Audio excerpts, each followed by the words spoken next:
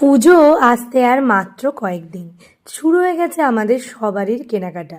তবে এবছরের পুজোয় এই প্রথম গেলাম কেনাকাটা করতে। আগে কিছু অনলাইনে টুকটাক শপিং করতাম, ব্যাঙ্গালোর থেকেও কিনতাম। তবে এবার ঠিক করে নিয়েছিলাম সেরকম কিচ্ছু করব না। ঠিক সে ক্লাস 7, 8 কিংবা ক্লাস 10-এর মতো যেরকম এসে দোকান থেকে পছন্দ করে কিনতাম, সেই রকমই এবার কেনাকাটা হবে। আমাদের বাড়ির কাছে ধনেখালি থেকে। কলকাতায় যাব না, বর্ধমান যাব না, কারণ ধনেখালিতেই এত সুন্দর এখন দোকান হয়ে গেছে যে সেখানে যা জিনিসপত্র আছে আমার মনে হয় না তার বাইরে আর কোথাও যেতে হবে। প্রথমেই গিয়েছিলাম শাড়ির দোকানে। আসলে কালকে মেনলি আমরা শাড়ি কিনতে গেছিলাম। কয়েকটা পিওর সিল্ক দেখছিলাম। জানো, আমার এখন তাঁত আর পিওর সিল্ক এই দুটোই সব থেকে বেশি পছন্দ হয়। এখন আর হ্যান্ডলুমের জিনিসপত্র অত ভালো লাগছে না। একটা সময় আমার কলেজ ইউনিভার্সিটি লাইফে আমি এত হ্যান্ডলুম পরেছি যে এখন আবার সেই পিওর সিল্ক কিংবা তাঁতের শাড়িতে ফিরে যেতে মন চায়। বারবার বিভিন্ন রকমের শাড়ি দেখছিলাম, কয়েকটা কেনাও হলো। আর এবার চলে এসেছিলাম ওদের নিজস্ব কারখানায় তৈরি তাঁতের কিছু চুড়িদার। সেই চুড়িদারগুলো নেওয়া হয়েছে। আমাদের কেনাকাটা মোটামুটি কমপ্লিট এখানে।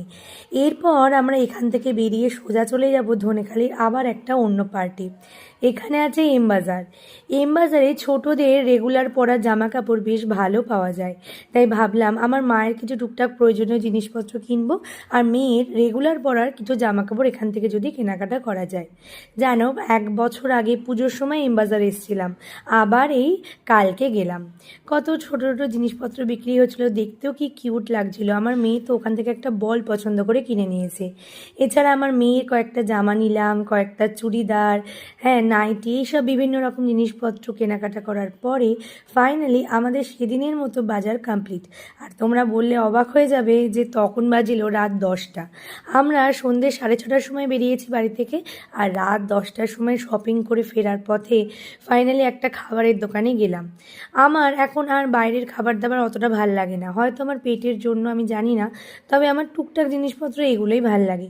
যেমন এখানে আমি মেয়েকে জিজ্ঞাসা করছিলাম তুই কী খাবি, তো ও দেখলাম মিষ্টি দইয়ের কথা বললো। ওকে আমি আগেও 2-1বার খাইয়েছি, ওর খুব ভালো লেগেছে। তো ও নিয়েছিল মিষ্টি দই, আমার ভাই নিয়েছিল একটা এমনি ভেজ বার্গার, আর মা নিয়েছিল প্যাটিস। আর আমি অনেক ভেবে চিন্তে একটা পিৎজা নিলাম, বলেছিলাম সসটা কম দিতে, কিন্তু অনেকটা দিয়ে দিয়েছে। তবু এইগুলো খেয়ে কিন্তু আমি দেখেছি আমার পেট খারাপটা খুবই কম হয়। চলো, আমাদের খাওয়া দাওয়া কমপ্লিট, কেনাকাটা কমপ্লিট। না না, কমপ্লিট নয়, এখনও অনেক কিছুই বাকি আছে। তাই আরও 2-1বার তো আসতেই হবে। এখনও ছেলেদের জিনিসপত্র কেনা হয়নি, সাজাগোজা জিনিসপত্র কেনা হয়নি। তাহলে কেমন লাগলো আমার ব্লগটা জানিয়ে অবশ্য করেই তোমরাও কিন্তু কেনাকাটা শুরু করে দাও, কারণ পুজোর ঘন্টা বেজে গেছে। পুজো আসা